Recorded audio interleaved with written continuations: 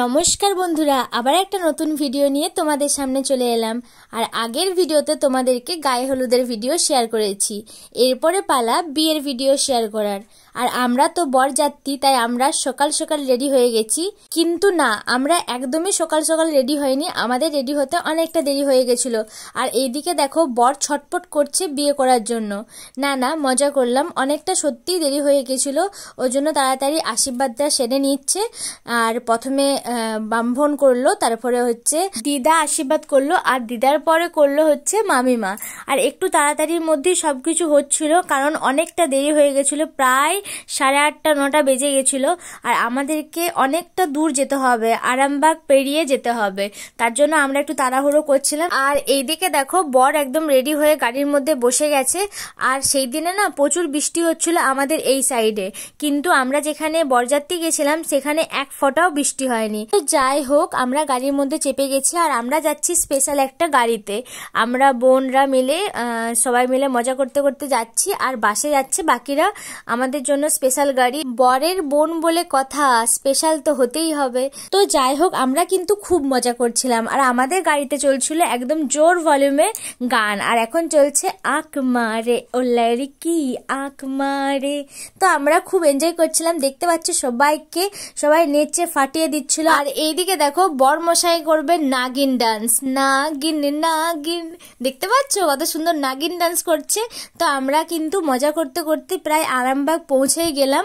এটা হচ্ছে আরামবাগের ব্রিজ, তো আমরা এটা এখন ক্রস করছি। এখান থেকেও প্রায় এখনো 15 মিনিট যেতে হবে। যাই হোক, কথা বলতে বলতে চলে এলাম। গাড়িতে যেরকম মজা করছিলাম ওখানে পৌঁছো সেরকম মজাই করলাম।